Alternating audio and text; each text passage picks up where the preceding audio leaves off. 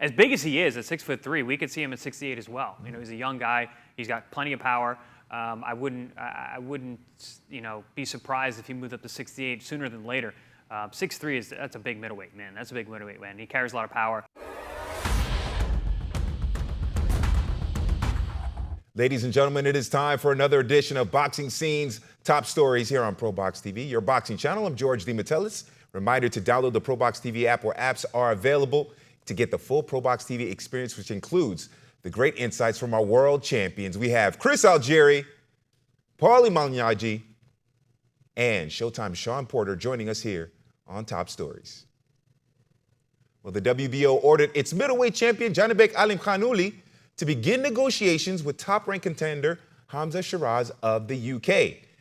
Alimkhanuly coming off a big victory over Andre Mihailovic, and Sheeraz making easy work of Tyler Denny on that September 15th undercard of the Dubois-Joshua fight. Now, Alimkhanuly retained his belt, and he asked for unifications against Arislandi Lara and Carlos Adames, but did not mention Sheeraz. All right, Sean, how do you expect this to play out at middleweight?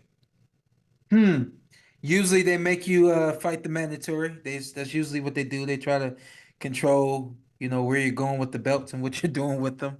I like him calling out Lara and the Cuban Adames, excuse me. Yes. I like him calling those guys out. I think that he called those guys out because they're bigger names. I don't think he's avoiding Sheeraz. I just think that those are the biggest names, bigger and biggest names in the division. And I think that's why he called both those guys out. If I had my guess, man, I don't think the Lara fight can be made, but I would guess that he would try to go after Lara before Adames, simply because Lara's the older fighter. And has the pedigree that Lara has. I think that you pick up an excellent name. No, not with the kind of, or at least we wouldn't expect him to have the same kind of talents that he had at a younger age. But that's what I would expect to happen for Janibek. But I want to go on record for saying I don't think he's avoiding Sheeraz. I think that he's just looking for bigger names. Sheeraz is a really good boxer. So I could see where he might look at the style matchups and slide away from Sheeraz just simply because Sheeraz is a really good stand-up boxer. But my guess is he goes after Lara or Adames. Chris, what do you make of this situation here with the WBO, and how do you think it will play out here in middleweight? Yeah, I agree with you, Sean. I don't think he was avoiding Sheeraz. He was just looking for the higher profile fighters and the guys who have titles. You know, you got to look at Alimkhanuly. He's got 2 world titles already. He's looking for big fights. He's looking to either unify or really big name profiles. But when you look at that last fight with Mihailovic, you know, he showed that, you know, you can bully him. You can force your way in. You can be aggressive and stay in the fight. You know, it took him a while to get Mihailovic out of there, and he really wasn't coming in with any kind of deceptive nature at all, just bullying his way in. A guy like Carlos Adames is a physical guy, very, very physical, comes forward, very aggressive, very, very strong. I'm a big fan of the way that Adames fights. And then, yeah, I agree with you. I think Lara would probably be the lowest hanging fruit. No disrespect to Lara, but he's 41 years old and doesn't have that same physicality that the other guys in the division do. Now, Sheeraz, I really like what I see from Sheeraz. He is big. I think he's 6'3". Yep. He's a puncher. He's got good technical skills. He was very impressive when he beat Emma Williams, who's someone I rated highly based on his athleticism and his power. And he was able to break him down systematically using fundamentals along with that power. And he looked great in his last fight as well, blowing out his last opponent, I think, in like 2 rounds. You know, he's a tough out fight, I think, for any one of these guys, even though he lacks experience at the world-class level. But I think that Alimkhanuly is gonna look to maximize his position, and Sheeraz isn't that. You know, he's a very, very dangerous fight. It's a very low risk, a very high risk, very low reward fight for someone in Janibek's position who's looking to unify titles. Yeah, I think if you're looking to maximize your position for any of these champions, you try to stay away from Sheeraz, because I think any of these champions lose their title if they fight Sheeraz. But I think that, you know, you guys have a point. You know, there's bigger name value to the guys with the titles right now, because not only are they champions, but they've also been around the block a bit and are more known and represent a higher value if you get a win over them. With Sheeraz, it's a high risk, but the reward isn't as high yet because Sheeraz doesn't have that worldwide recognition as of now. So yeah, it's got to be forced into the equation by the sanctioning bodies, and every once in a while, yeah, they'll enforce a mandatory. We'll see in this fight. We'll see. It'll depend on the popularity that Janibek has. I don't think he's got the popularity of, say, a Canelo who can do whatever he wants. So it's possible that we'll see Sheeraz get the Sheeraz force Janibek to be stripped if he doesn't fight him.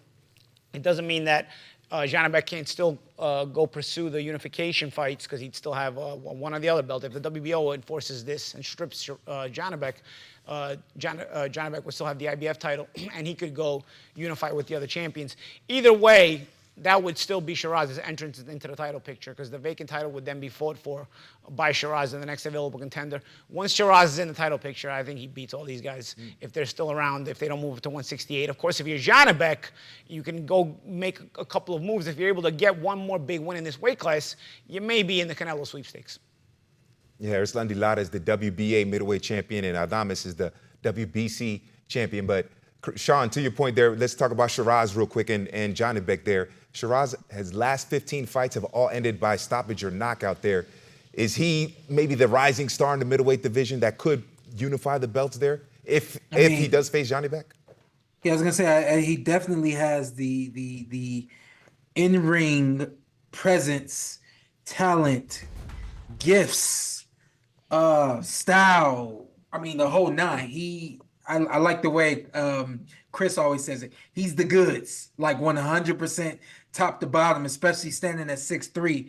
He's going to be a force for a very long time. He is the next star at 160 as long as they beyond move him right in the ring. You got to move him right outside of the ring. You want to create a star, you got to put him under the right spotlights. And that's something that I feel boxing has really struggled with in recent years, is putting the fighters under the right spotlights so that they can shine and become stars. Teofimo Lopez, he became an instant star because fighting on ESPN, that gave him the right platform, and he did what he needed to do in the ring, but also out of the ring, So we'd love to see Sheeraz become a star. I mean, he's more than capable, but you got to move him the right way out of the ring just as well as in. All right, Chris, just to wrap it up here, what do you think of Sheeraz's talent there and possibly taking over middleweight division? I think if anybody's going to do it, it's him. If anyone's going to be the dominant guy in this division who's going to be able to unify and reign, it's Sheeraz. And as big as he is at 6'3", we could see him at 68 as well. He's a young guy. He's got plenty of power. I wouldn't be surprised if he moved up to 68 sooner than later. 6'3" that's a big middleweight, man. That's a big middleweight, man. He carries a lot of power. But yeah, I think in terms of having everything that's necessary to be the man of the division, Sheeraz has got it. Well, one thing we know about these governing bodies, just because they order someone to fight someone else doesn't always mean that the fight takes place. So, of course, we'll see what happens there with the WBO middleweight belt and Janibek and who he fights next. And when that information breaks, we will have it for you here on Boxing Scene's Top Stories.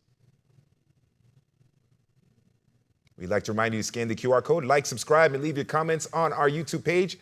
Download the ProBox TV app.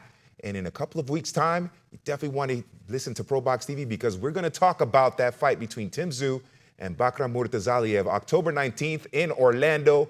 Prime Video for the IBF Super Welterweight title.